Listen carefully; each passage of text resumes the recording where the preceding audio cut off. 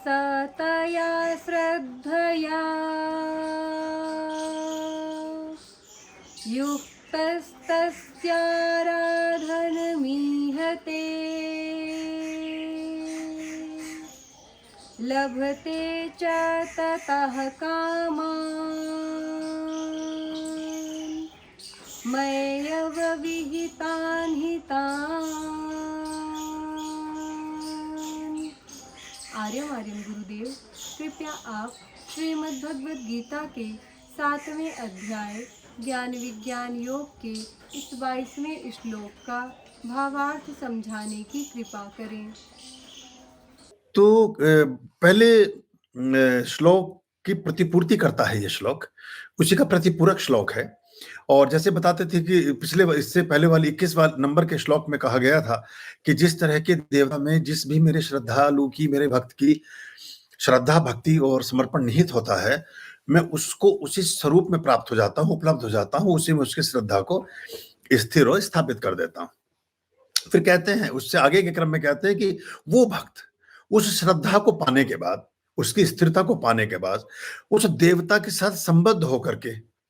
और उस देवता के साथ अपना एक एकाकार स्थापित करता है, एक लयता बनाता है, उस देवता के साथ अपना एक संबंध बना लेता है। जैसे ही उस देवता का उसकी साधक की भक्ति के द्वारा या भक्त की भक्ति के द्वारा देवता के साथ एक तारतम्य संबंध और सामंजस्य स्थापित होता है, वैसे ही उसके जीवन में सभी फलों का प्रतिफलन होने लगता है और मनोवांछित आकांक्षाएं, मनोवांछित इच्छाएं, उसके द्वारा सोचे गए कृत्य, उसके द्वारा कल्पना किए गए काम, उसके द्वारा पुरुषार्थ किए गए पथ प्रशस्त हो जाते हैं और जो भी उसके इच्छित भोग हैं उनको वो भोक्ता बनता है, उनका साक्षी बनता है, उनके जीवन में वो उपलब्ध होते हैं, शामिल हो जाते हैं। अंतवत्तु फलं तेषां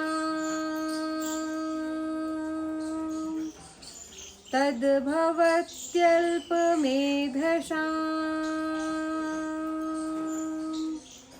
देवान् देवयजो यान्ति मद्भक्ता यान्ति मामपि।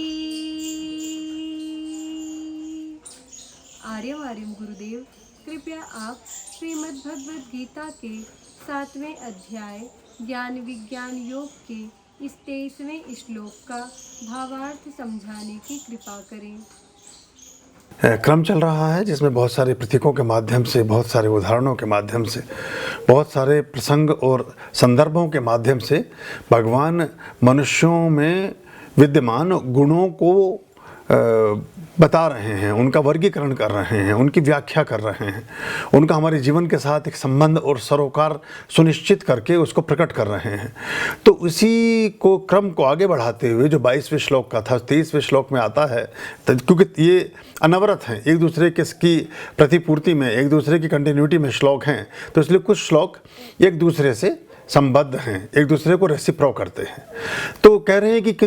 पहले वाले में ये बताया था कि कौन व्यक्ति इच्छित भोगों को भोगता है, किस व्यक्ति के हिस्से में क्या आता है, किस व्यक्ति के हिस्से में भगवान आते हैं, किस व्यक्ति के हिस्से में बाकी चीज़ें आती हैं। तो फिर अल्प बुद्धि जिनकी संज्ञा पुराने श्लोक में की है पहले में, कहते हैं कि उन अल्प बुद्धि वालों का, जिनका मन, विवेक, चेतना और समग्र अस्तित्व ऐसी चीज़ों में निहित होता है जो गैर परमात्मिक हैं, गैर अस्तित्वमान हैं, गैर ईश्वरीय पदार्थों से ओतप्रोत हैं, उनके सभी फल नाशवान होते हैं। यानी उन्हें अगर कोई चीज़ प्राप्त भी हो जाती है, चाहे धन है, चाहे स्वास्थ्य है, चाहे संपदा है, चाहे यश है, चाहे किसी भी तरह की उनके पास में कोई संपदा है या प्राप्ति है या उपलब्धि है, वो नाश को उपलब्ध होगी, वो नष्ट हो जाएगी। लेकिन जो देवताओं का पूजन करते हैं वो देवताओं को ही प्राप्त होते हैं, और देवता या परमात्मिक ऊर्जाएं कभी विनष्ट नहीं होती, कभी समाप्त नहीं होती, कभी वो क्षरित नहीं होती। और कहते हैं, इसके आगे और कहते हैं, यान्ति मद भक्ता यान्ति माम अपि, कहते हैं कि जो मेरे भक्त हैं वो तो मुझको ही प्राप्त हो जाते हैं, मुझ में ही वो सम्मिलित हो जाते हैं, मुझ में ही शामिल हो जाते हैं, मुझ ही में एक तरह से उनकी पूरी लय जो है एकाकार हो जाती है। और दो उदाहरण तो हमारे अभी बहुत अल्पकाल के हैं, बाकी तो चलो पुरानी धाराएं हैं, बहुत हज़ार वर्षों के या पुराने कई सौ वर्षों पुराने उद्धरण हैं, उन पर हम कई बार बहुत तरह के संदेह भी करते हैं। लेकिन जहाँ तक मीराबाई की बात है, वो तो भगवान श्री कृष्ण के 5000 वर्ष उपरांत हुई, और जहाँ तक चैतन्य महाप्रभु की बात है वो भी 5000 वर्ष उपरांत हुए।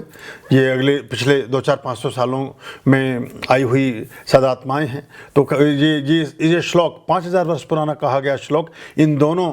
महान विभूतियों पर चरितार्थ होता है। तो मेरे भक्त मुझको ही प्राप्त होते हैं। उन दोनों की कोई डेड बॉडी मिली ही नहीं थी, वो उनकी प्रतिमा में ही शामिल हो गए थे, उनका कोई अंतिम संस्कार किया ही नहीं जा सका था, क्योंकि वो वहाँ सिर्फ फूल पड़े मिले थे। जब वो भगवान श्री कृष्ण की आराधना करते करते उन्हीं में वो शामिल हो गए, समाहित हो गए, मिल गए। ऐसे ही शुद्ध हृदय और निश्चल हृदय के लोगों को ईश्वरीय सत्ता की प्राप्ति और उपलब्धि होती है।